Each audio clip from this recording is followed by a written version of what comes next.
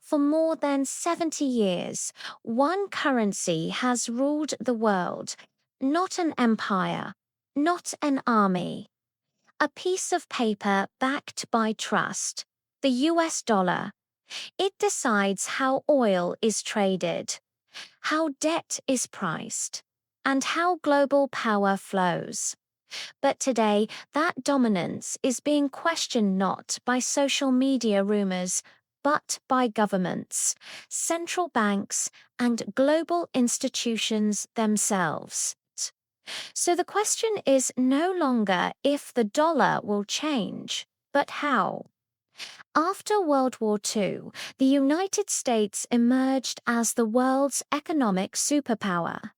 The Bretton Woods system placed the dollar at the very center of global finance. Even after the gold standard ended in 1971, the dollar survived and thrived. Why? Because global trade ran through it. Global debt depended on it, and global trust was anchored to US institutions. According to the International Monetary Fund, nearly 60% of global foreign exchange reserves are still held in US dollars. No other currency even comes close. That is a fact, not an opinion. Every few years, headlines scream the same warning. The dollar is finished. But the IMF and the World Bank tell a very different story. In multiple reports, the IMF has stated clearly there is currently no viable alternative capable of replacing the US dollar as the world's primary reserve currency. Why? The euro lacks fiscal unity. China's yuan is restricted by capital controls. Cryptocurrencies lack stability and scale. Think about it.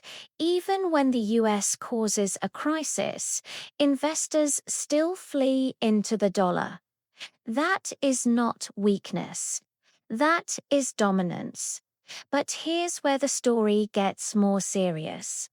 The IMF and World Bank aren't predicting collapse. They're warning about fragmentation. More countries are actively reducing their reliance on the dollar. We see trade deals settled in local currencies, central banks increasing their gold reserves, and the BRICS nations exploring alternative systems. The IMF calls this a move toward a multipolar currency world. Not one king, but several powerful players. The dollar isn't falling off the throne, but it's no longer alone in the room. Here's the paradox that global institutions keep pointing out. Even as countries try to move away from the dollar, they can't escape it when things go wrong. The World Bank notes that global debt markets still rely on dollar liquidity. US Treasury markets remain the deepest and most liquid in the world. No other financial system can absorb shock like the US system. Every major global crisis, from 2008 to COVID to recent geopolitical wars, has actually strengthened the dollar. Fear doesn't destroy it, fear feeds it. So, what are the real threats, according to the experts? They are not China, crypto, or BRICS. They are internal.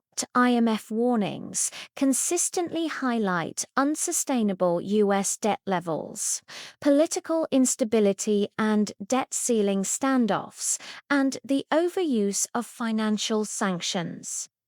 These don't cause a sudden collapse, they cause the slow erosion of trust. And trust, not paper money, is the real foundation of any reserve currency. So, what does the future really hold? Not collapse, not replacement, but competition.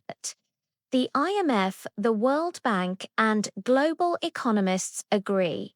The dollar will remain dominant for years.